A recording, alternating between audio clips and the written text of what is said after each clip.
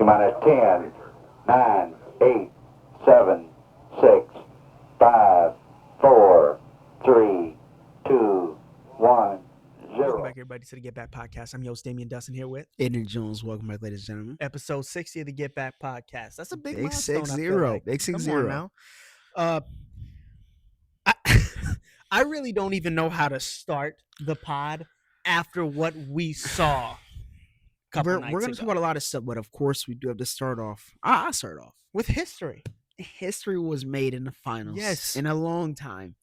The biggest comeback in NBA Finals history. The Knicks come back after they completed a 29-point deficit from the Spurs. And it looked like the Spurs completely just crumbled, man. Like they completely fell under pressure in New York. And now they go to Game 5 in San Antonio. How are you feeling about that Game 4? Let's talk about Game 4 first. Game 4? Game 4. That was Game 4. They're playing Game 5 now. Yes. Oh, yes. Sorry. I got the games confused. Here's kind of telling me Game 5, so I got confused there. But, yes, I mean, what a collapse by the San Antonio Spurs. I blame this strictly on coaching and De'Aaron Fox. I'm going to blame De'Aaron Fox.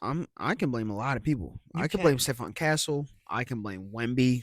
I can blame the coaching. I can blame De'Aaron Fox. It's the Spurs. Yes, it's the Spurs collectively, but I mean, I'll tell you what, they came out of the gates on fire from three-point range. Started the game off 14 to 26. Over 50% from Trey Ball is absolutely ridiculous to start the game off. And it was one of those games where you were like, they got their get back. 2-2. They could have missed. They could have missed. And it was almost everything was going their way, no matter if it was foul calls, shooting, defensive-wise. Everything was falling in their favor. Amidst the second half. Spurs going to the half up 76-49.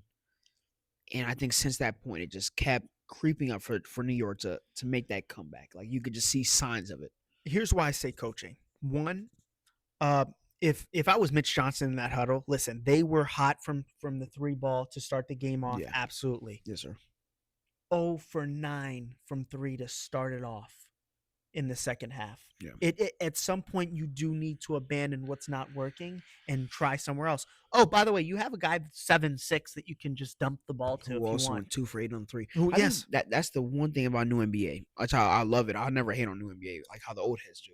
But that 3-point shooting is such a killer or a winner for teams. Like, yes, I mean, like if it's live or die by the 3. Live or die by 3. You have to blame D'Antoni for that. That's a Mike D'Antoni problem. You can, but D'Antoni also had the players to do it, which I know it didn't go good in the Game 7. It didn't. You had the players to really execute that type of pressure where, like, you could just live and die by the 3. Yeah. You look at now where Boston, they lose games. They lost a 3-1 comeback because they lived and died by the 3. You look at San Antonio, who shot good in the first half, and now you kind of let it go because you could not keep yourself off that 3-point line. You had no pressure to drive into the lane. You wanted everything to be a long shot. And that's where your coach, like you said, Mitch Johnson, has to see that. You have to see that. Yeah, he has to see that. And like I said, feeding Wemby would have obviously been the obvious choice. And the reason why I say it would have been the obvious choice, because he played 44 minutes of the game. But with the way that the game was going, I believe in that second half, you could have played Wemby the first 3 minutes and sat him. I can't say that. Wemby's a little bit different. The way that they manage his minutes in this regular season, you almost want to see the same thing in the playoffs because Wemby, you get a good 14, maybe 17 minutes out of Wemby. The rest of the 25 or 30, it's not going to be the greatest that you've ever seen. Like he will give you his first good minutes, and then the rest you just see Wemby kind of. I wouldn't take it that. Listen, I'll say definitely. Wemby is a player that shows his fatigue 100%. Almost every game, except for the one where he scored 41 points against OKC. Has he ever had a game where he starts off good in the first half and then finishes out in the second half? Right, I mean, like he has the same sort of pressure where he's driving the lane, he's getting all the boards. Like unless maybe say Game 1 and Game 6 of the OKC Western Conference. Yeah, no, I totally see that. I just think, listen, if there was a time to give Wemby some rest, it was during that time because you saw. In the final 3 minutes of that game, Wemby was dominated by Cat. He was dominated. And when I say dominated, Cat wasn't getting buckets on him or anything. Just sheer physicality. And he was. Yeah, yes. But just the sheer physicality of it. And you saw at the end of the game, obviously, OG Anunoby gets a tip in. Why? Because nobody crashes. I will say this, though. I think Wemby gets into his own head sometimes. I think, and it could be from of course him just being 22 years old, which that can take a toll on anybody, no matter how tall or good you are. So 22 in the first finals that you have. He is 5 of 7 before the Mitchell Robinson incident where he says, "I'm in your head." After that point, my man went 4 of 18 to finish out the game. That's not a good look, bro. He got in his head It's like not a good Professor look. X, man. It's not a good look. I know I talked to you about this could be compared to like LeBron James 2007 type of finals run, and you were like, nah, No. nah, it's not the same. And the reason why it's not the same is because the plethora of talent that Yeah. Wemby has at his disposal. You have a guard off the bench that scored 21. Mind you, Dylan Harper scored 8 of 12, 21 points. He Yeah. played phenomenal. He had his real good game. He did. You He want to know wasted how it, too. phenomenal he played? So phenomenal that in the second half, I don't even think he attempted a field. He didn't attempt a field goal in the last 10 minutes of the game. In the last 10 minutes of the game, he does not take a single shot. In my opinion, that's unacceptable for somebody that shot 8 to 12, especially because those guards, they're kind of shoot by committee. Yeah. Like if you're hot, we're going to ride with you. But I mean, I think just some questionable guard play at the end. I mean, De'Aaron Fox, what you say? That's not your body. That's not your body. You could take. That's not you your could body. Take a player out of Sacramento. You can't take the Sacramento out of a player. Now, it's some controversy. It is because it looks like when you watch replay it was a foul. But why are you taking it in the first place? You're the the shot you're clock the has fifth turned off. or fourth oldest player on the team, and you're taking that shot because you thought you could outrun OG. Because I thought about it multiple different ways of how that could have gone. Let's say that he gets a foul shot. You even make 1 out of 2. Fine. Now you have to really make a tough bucket. Like now you have to really make a tough bucket for us to lose. I run around the court. I take off because you got to think about it. It was 12 to 11 seconds left. Like you weren't going to take off all the time without them fouling you, but you could at least brought it down to at least 6 to 4 seconds. Where now you really like that shot Brunson took. Now you really need Brunson to take that shot. Yes. Where Brunson didn't have to. It could have just went so many different ways, but we're not gonna take away from Wemby missing those 2 free throws. Oh, We're not gonna just put this all on De'Aaron Fox. There were so many moments of that game that were just complete in the fourth. cinema. In the fourth, I mean, him missing those free throws, you could actually see the arena shaking. But did you see his form on that second free throw? Like Wemby, game 2 when he had to take that last shot after that came back from that 14, which is weird. Spurs have had a 14-point lead in almost all the games. I'm pretty sure every game. But that last shot in game 2 where the Knicks had came all the way back. And Wemby had took that little mid-range, it didn't look like he even trusted the shot was going to go in. It was the same thing with that second free throw. Yep. Like you could almost tell when Wemby does not believe in himself. And that's something that you definitely got to fix. And another thing, looking back at the game-winning OG shot, OG and Anunoby might have saved Josh Hart from like career-ending hate. No, career-ending regret. Regret I don't know and Twitter hate. I don't think it would have been hated because I think they're still It would have been an NBA Twitter moment. 100%. I don't know why people were saying it. It was 2 minutes left on the clock. Yeah, but the ball. I get the comeback. The way it goes up and it just rolled. There's 2 minutes left on the clock. You came back all the way, and it's 104 to 103 at that point. Like I don't think that would have been cost the game. Now Josh Hart would have regretted it for the rest of his life. Yeah, that's what I meant. Josh Hart would regret. Yeah, would he would regret regret it. I don't think it would be like New York hate or anything like that. I think New York loves Josh Hart. But I will say this: speaking of regret, I think the Spurs obviously are looking back at this game with an immense amount of it. 3-1. It's been done once before. 37-1. Who's that one? And it was 10 years to the day in which they started that run. So I ask you, Ayden Jones, as a Cleveland Cavalier fan, do you see any similarities of potential success that San Antonio can have? Let's just stay in game 5. In game 5 to push it to a game 6. What happened in game 5 of 2016? LeBron and Kyrie dropped 41 points total. Or I mean both equally. It's not being done. And one other thing. A little different though. I wouldn't say the Knicks aren't Golden State. I don't even think it's about the Spurs points, like what they're doing on their side. The Cavs, I don't know if you want to say we got into Steph Curry's head, but I don't know if you remember Steph Curry when he got tech and he got thrown out the game because he threw his mouthpiece. We're not getting Jalen Brunson like that. Jalen Brunson has been pushed down by Wemby. He's been not manhandled, but he's been fouled hard. I think actually the whole team with Cat, they're not getting the correct calls, which now I'm going to admit it. They're simply the refs are playing a little double sided. I don't know what's going on, but they're getting mistreated on the foul calls and the foul shots. You're not getting them out their rhythm. You can't I think the Cavs simply figured out a way to get the Warriors out of their rhythm where they actually knew that they like now we're in their head. I don't think that the Knicks have any fear, and I don't think they had the fear since game one. Yeah, I think I told you that before the pod too. I've never really seen a team like this aside from like the Cavs, which it's opposite because the Knicks are up 3-1 with such a will to win. Well, yeah, like you're so hungry. Jalen Brunson had to pull a little Kobe moment for out. them, and especially listen, we can hate on the Knicks, New York Knicks fans. They got their antics out the way. They're doing what they got to do, throwing eggs at Wemby's head. I will shout out the Knicks fans in the arena. Been wilding. Yes, I will shout out the Knicks fans in the arena that down 25-22, they stayed applying Cat pressure. said it. They were the sixth defender. They were six. They were simply the sixth man. The final inbound play where Cat steps up. Yeah. He tells the two guys courtside. I will say I've never seen that been done. I've never seen someone tell the fans to somehow crowd a player. I've never seen it. But I think we're missing out on one player though. Jose Alvarado has never played on the floor with Jalen Brunson. I know at least in the playoffs he has never shared the floor with him. I don't know about regular season, but I think like it's generally been maybe this is the first time they ever played together. First time. Plus minus crazy. Plus minus is crazy. You give him 8 points and 3 assists, but the 8 points were just so crucial and special. Yes. I mean, you give off that corner three, you pass it to OG. Yes. Where I think Cat and Jose kind of started that big run. Like they started the momentum to go onto that run, which is memorable. Do the Spurs get it done tonight and force a game 6 back at the Garden? Which I think we're gonna assume that if not, I don't think so. Do you think it gets done in San Antonio? The Knicks are going to make the San Antonio game a home game regardless. I'm pretty sure maybe 50, maybe 47% of them going to be at that arena. I just don't see it happen. So you're saying that OG Anunoby will be hoisting the Finals MVP trophy tonight?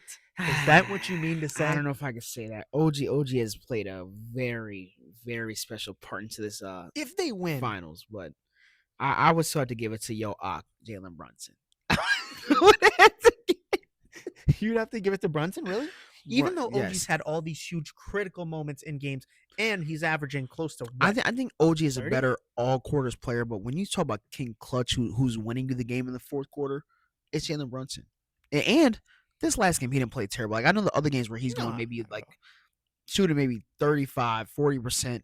This game, he went 12 of 25. That's almost 50. I wasn't upset with what he did, especially in that fourth quarter. And just the gravity that Brunson presents. He's going to not draw. I think it's kind of, they're not doubling Brunson, obviously, because I think they're just too fast of a team to double Brunson. But the way that he's just drawing defenders off of their guy to get those shots. They need to somehow split it into 3 different people. Cat deserved it in the first 2 games. Brunson has kind of deserved it after that. And then OG's just killing people. I don't know. Because now it's going to be known as the hand of June 11th, basically. Like now he's known as the hand of June 11th in New York. So, I mean, it could be. It could be because he's doing special stuff. 33 and 4, 28 and 5, 17 in those first 2 games. If he has a 30-point game tonight and Brunson somewhat shits the bed, then can we talk about OG as being the Finals MVP? Yes. Yeah. Okay. I like that. God, I'm not a big Brunson fan, but Brunson, I do think he deserves it. Like, Brunson does deserve it. Final thing. 0 chance San Antonio comes back from this. In my opinion, I believe that they do have somewhat of a chance. Tonight, or not? No, to come back. No, listen. The Knicks are most likely going to win. My pick will still be Knicks in 6. It's been that way for a little bit. But yes, I do think San Antonio gets it done tonight. Do or die. It's like on some different. You're at home, which really is going to be a neutral game. It's going to be a neutral game, but what would look better, winning in New York or winning in San Antonio? No matter if it's a neutral game or not. Like I think it will be pushed to game 6. They're gonna somehow win in New York. City may burn down in game 6 in New York. I mean, simply, yeah. But So we can't talk about what's gonna happen to New York City if they. Bro, win them the fans chip. been going so crazy, bro. We I'm won't talking be able about to go like to. They gonna have to send I FEMA saw a over. dude get stripped. The dude had a Wemby / Trey Young jersey on, trying to like trying A to Trey Young Wemby combo. All right, Yo, I'm you being asking real, for it. gang. I'm You're just asking saying for it. that bro got stripped. I mean, like they stripped him to the draws, gang. Stripped him to the draws. I'm surprised, and plus, the Knicks fans fighting people, knocking them out's crazy. I think knocking out should be. They're fighting the police, gang. Somebody had the policeman in a chokehold while the other police trying to get like, gang. It's getting bad out there. I think only stuff like that should be done at the White House. That's all I'm gonna say. And speaking of, I think there are going to be hands thrown on the White House this Sunday. I know you like that. UFC. I don't want to say UFC 250. 250 Freedom. I get UFC Freedom 250. That's what we'll call it. Freedom 250. Yeah. And what is probably one of the more stacked. It's a shorter card, obviously, for obvious but reasons. It's stacked. It's stacked. It's stacked. I don't think I'll ever see a card like UFC 300, but and we got to get into these fights. We got to get into these fights. Let everybody know who to pick, who to don't choose your parlay. I want to go from top to bottom. I do too.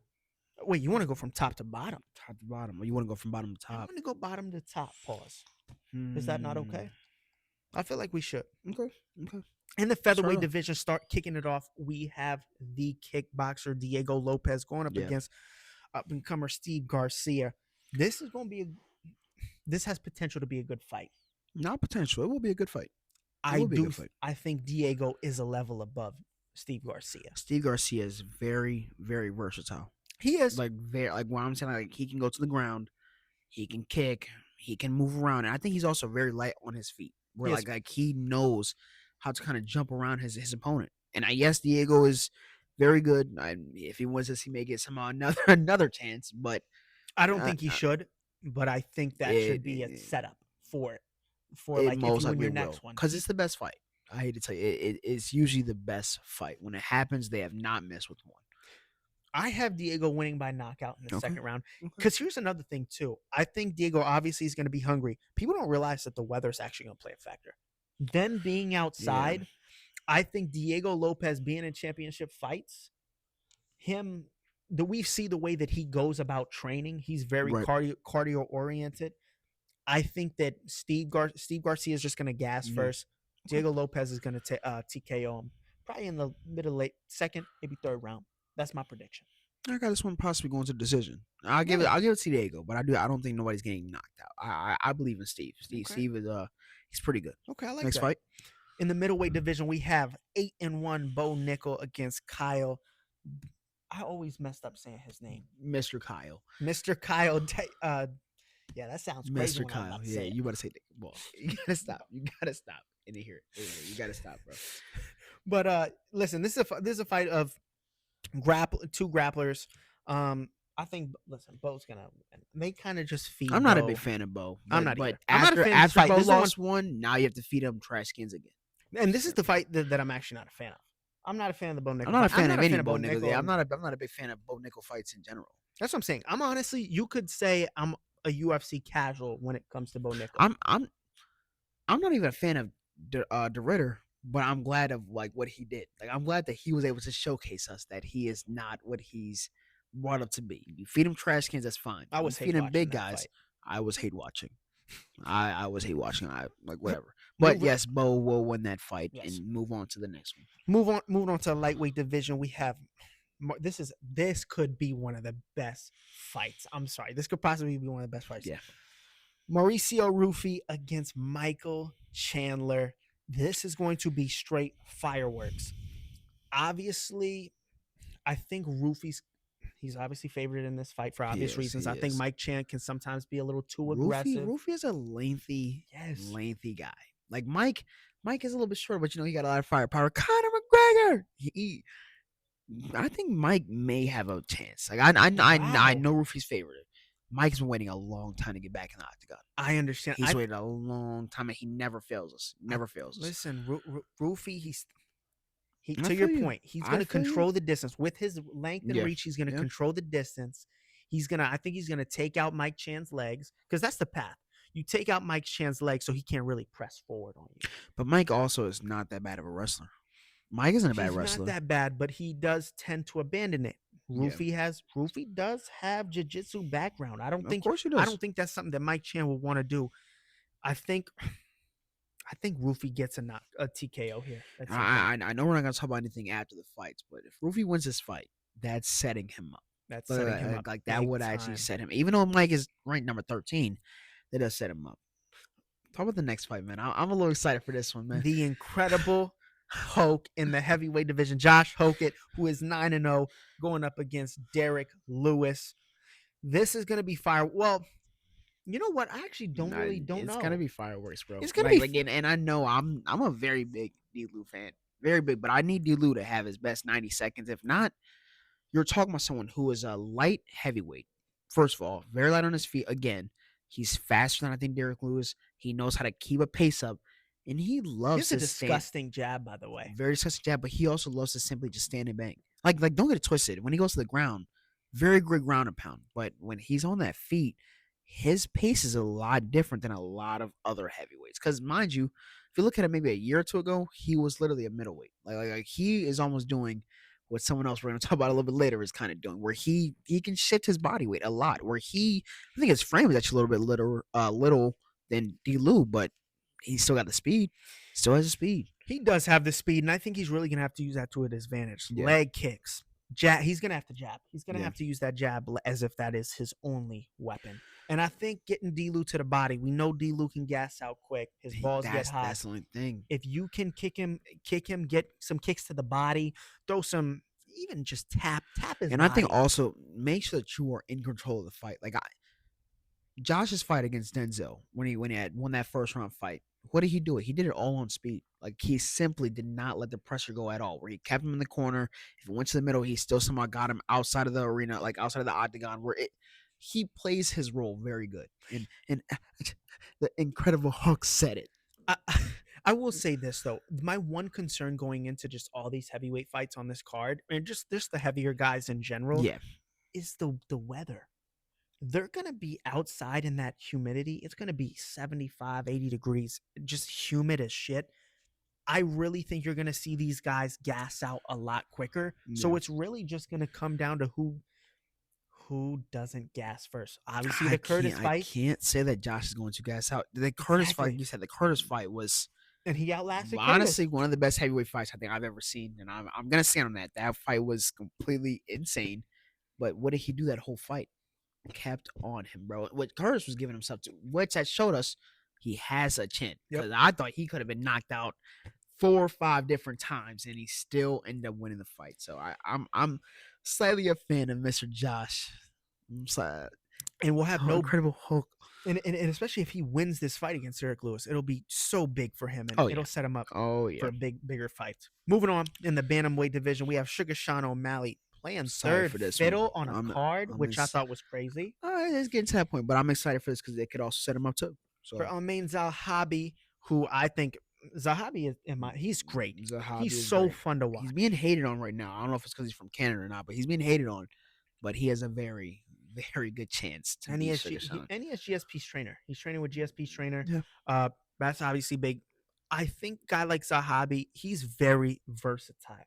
He can throw the bows, the kicks. He can kind of do a little bit of everything. I hope I'm proven wrong. I really feel like Sean does not have that type of like hunger anymore. Like he's one champ. He gets to kind of do what he wants. He has the money now. I think like that was Sean's peak. What are you trying to say? Because I was going to come back and say that Sean O'Malley was going to put together a masterclass on Zahabi and win. I got Zahabi winning this fight, bro. Wow. I do have Zahabi winning this fight. I have Sean O'Malley winning, whether it's by decision or not. Like I said, I hope I'm wrong because I'm a Sean fan. I'm a Sean fan, but I think we saw Sean's peak. I don't think that. Who knows? He put down the gas. You never know. Did he really though? That's the age-old question. And but I have Sean by decision.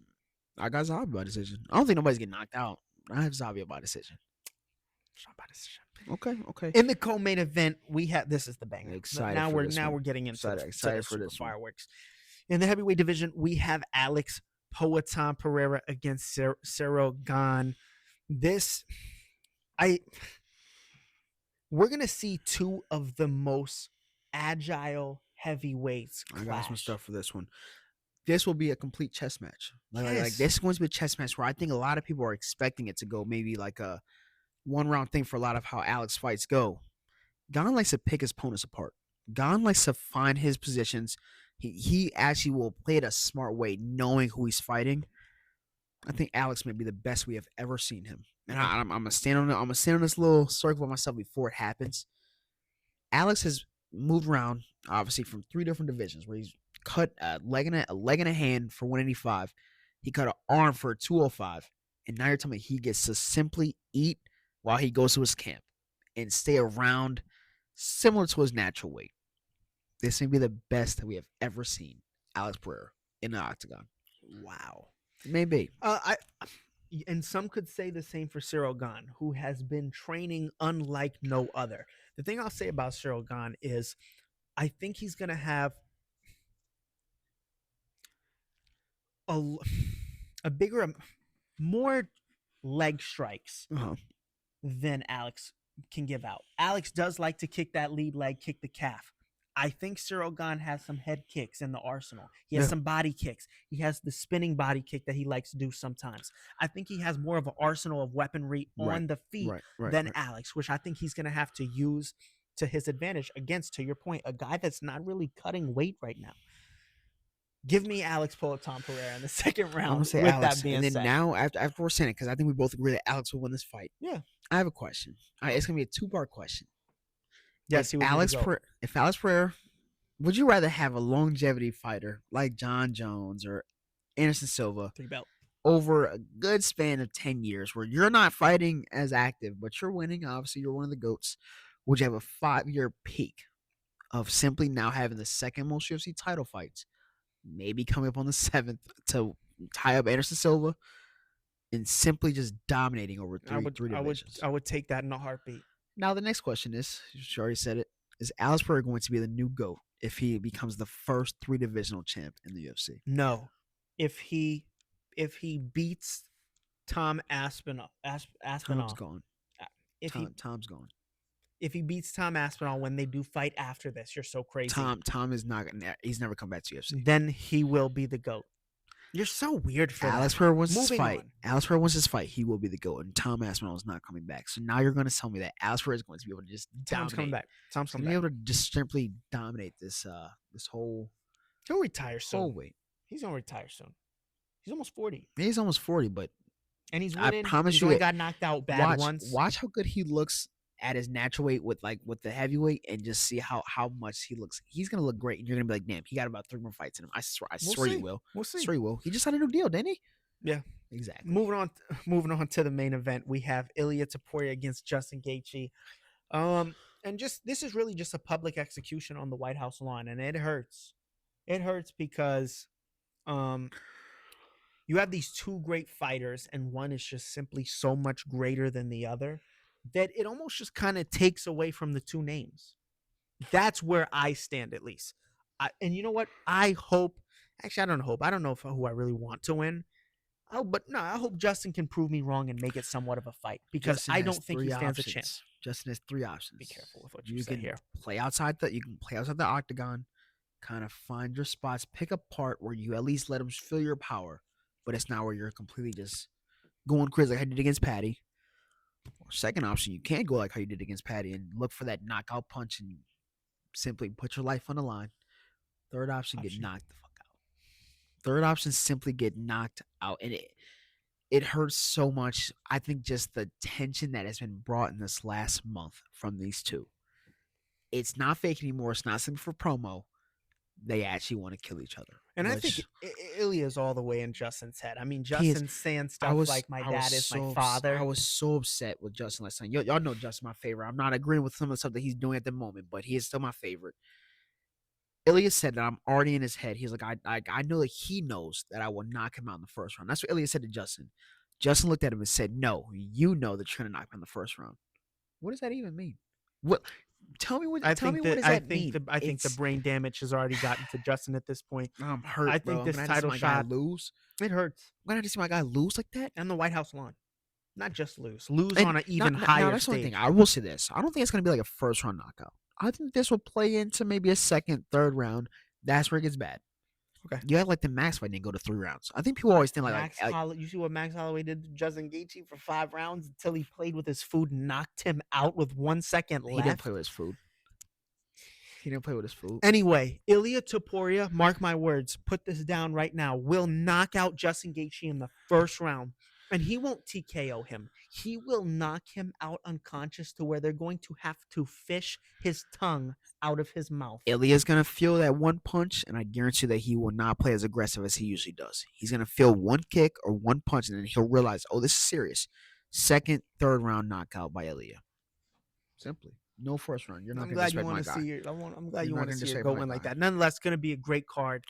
Everybody should tune into UFC. Yeah, UFC's peak. Promo UFC. Promo to GetBack, bro. Promo to GetBack, bro. But it's time to move on. It's time to get down to business. We're getting down into the season. And I'm talking about the NFL season.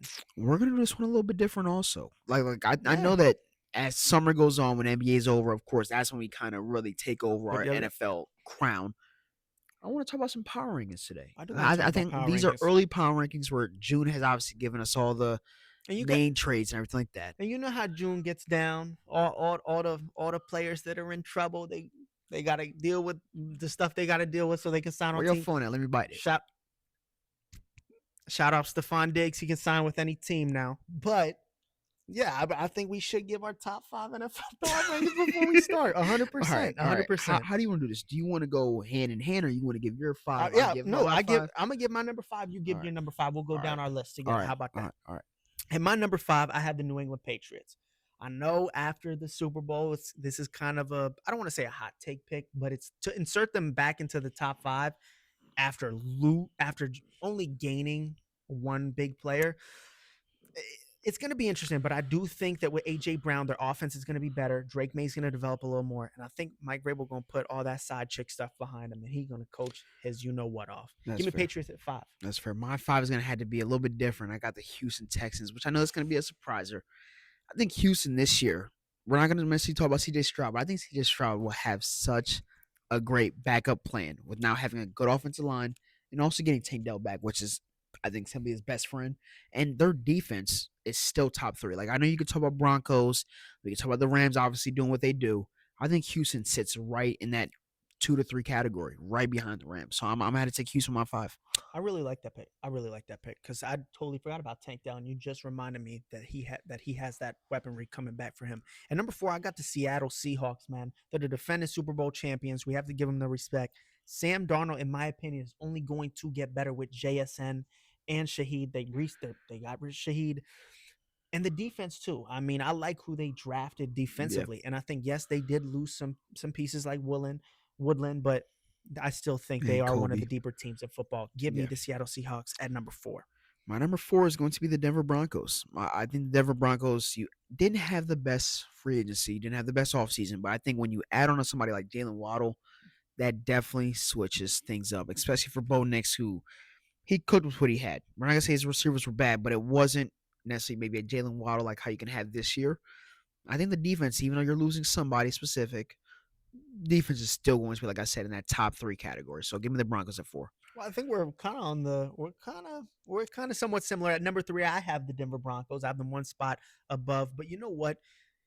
Heading into these next couple of weeks, seeing what's going to play out with the roster, I think they might slip down a little bit. Yeah. Bo Nix coming off the injury, I think he's only going to excel. Year 3 players in Sean Payton's offense only excel. Look at Drew Brees, for example. To your point, Waddle's a huge addition. I could see them finishing top in the AFC, honestly, if everything goes together. Jonathan Cooper is the name to watch out. If he does not suit up for Denver to start the season off, Nick Benito's going to see a lot of doubles. It's going to be tough for the defense. Nonetheless, Broncos at 3. Who you got? Number 3, I have the Baltimore Ravens, another sleeper surpriser, I'll say. I got some surprises in mind. I think the Ravens have made some very big improvements on the defense. I think when you have a healthy offense for Lamar Jackson, which I think he will not be as hurt as he was last year, you did lose likely, but I think that you also had a pretty decent draft where obviously you drafted a new wide receiver out of USC who I'm a very big fan of. See, that boy says switching track hawk, so I'm a very big fan of him.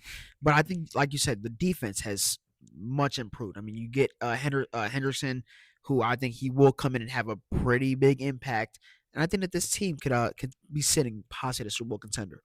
I totally agree, and I think if injuries didn't derail them either, we could be talking about them right now in a completely different light. Right. So I like that pick a lot. And number 2, I have the Buffalo Bills. I feel like the Buffalo Bills are always have to be kind of at the top for most of the list.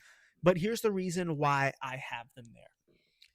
They have battled injury bug a lot. I think maybe this is the year where it finally kind of comes to an end. Say it every year. We do. Josh Allen is always going to be Josh Allen. We're not worried about that at all. DJ Moore is the one big piece that I think changes the team. I think DJ Moore is going to have a chip off of his shoulder after being traded from a team that you helped take to the play. I think it's just distasteful how they did DJ Moore. I think he's going to show out with Josh Allen, and I think Josh Allen is going to show out with DJ Moore. It's going to be a match made in heaven. Give me the Buffalo Bills at 2. I think they can win the AFC as well. I have a question before I go to my number 2. What makes it so different from when they had Stephon Diggs, when he had the number 1 before? What was so different before?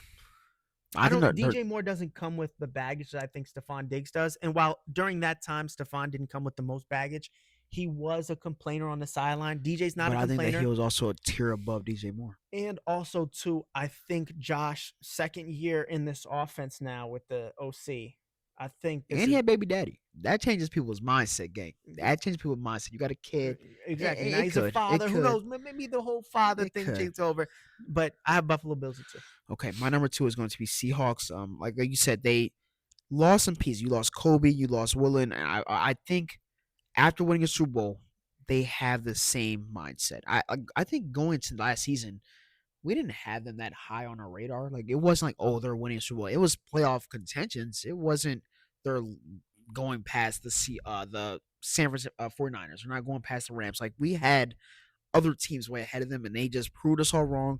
I think they drafted pretty good. I think one surprising pick that I'm really excited about is a running back. Like you said, they let Kenneth Walker go. You take a chance in your first round, which is like your last pick on a running back. But I think that that's a decent chance because I think that he is pretty good. He played pretty good in college, so I think that they can play. They can go back to competing. I love that.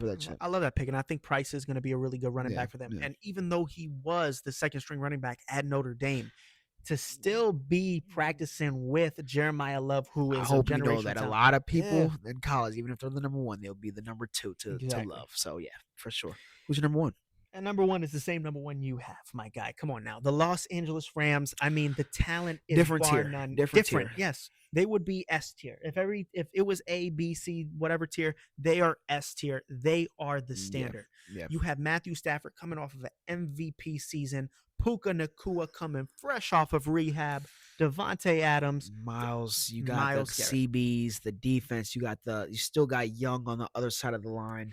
Thor's on the line. Like, it's simply going to be the Rams in the Super Bowl. No other way around. It is. And I actually think they have the best defense in the league. With that pass rush with Myles Garrett in the corners, McDuffie and Watson in tandem, I think is just unbelievable, especially with that pass rush. They have the top 1 defense and they have a top 3 offense. I was going to say they have 1 and 1. I'm not going to go that far. You know what? They have the number 1 offense and maybe the number 2 defense. A lot of the players that are not even in this top 5 still have a better offense. I hope you know this. Bengals, if they're healthy, they do not have a better offense. Yes, than they Rams. do. No. Yes, they do. No. Yes, they do. No. O-line, whole top way through. You're telling me a healthy Joe with that O-line, healthy Chamar, with the O-line, the O-line got better. They picked up 3 different O-line. Are they really going to be better this year though? Like how we say every year. I would say so though. And is Joe gonna? They paid some money. Is Joe gonna give them 12 games? They're almost taking it that way that the Bears had took when they had built their line last year. And is Joe gonna play?